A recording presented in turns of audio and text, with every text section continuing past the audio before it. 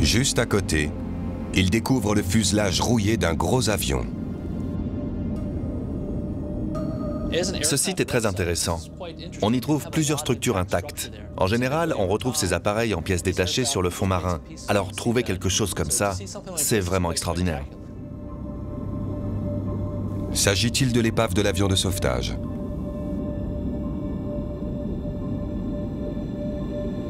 Il va maintenant falloir noter tous les indices qui pourraient permettre d'identifier l'appareil.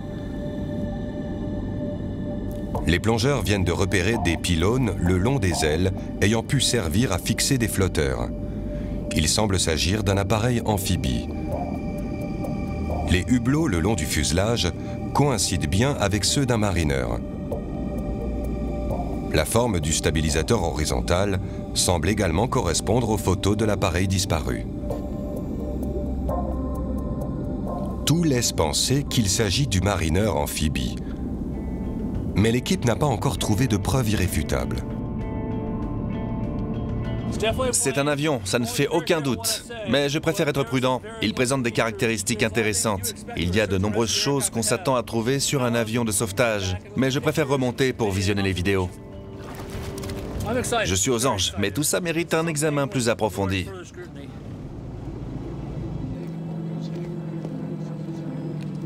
Mike a besoin de l'avis d'un expert afin d'identifier l'avion. Il montre les images tournées lors de la plongée à Roy Stafford, un historien de l'aviation. Roy est un ancien pilote de l'armée américaine. Il s'y connaît en appareil militaire. C'est le tout début de la plongée. On nage vers le fond en remontant le courant jusqu'à l'épave. Regardez, on commence à voir les débris. À la base, on espérait trouver le Martin PBM Mariner. Mais en examinant la zone, on s'est rendu compte que ça ne collait pas. Du coup, on se demande de quel appareil il peut s'agir. En se basant sur le système de freinage et sur la roue, je peux vous affirmer qu'il s'agit d'un avion datant d'après la Seconde Guerre mondiale.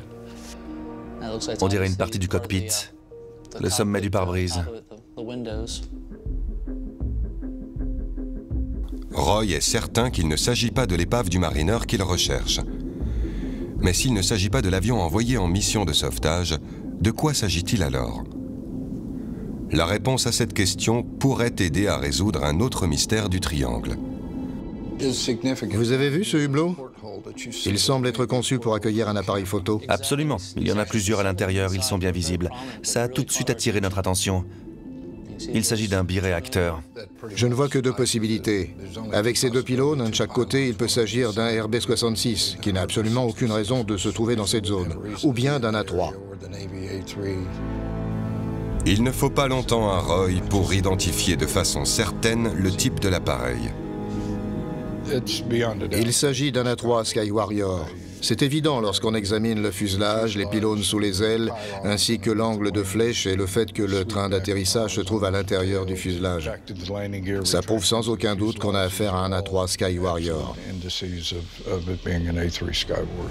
L'A3 Sky Warrior était à l'époque le plus gros bombardier embarqué de la US Navy.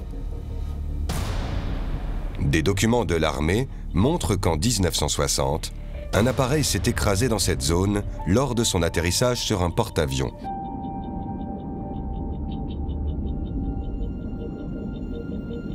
Il est très fort probable qu'il s'agisse de l'épave que Mike et son équipe viennent de découvrir.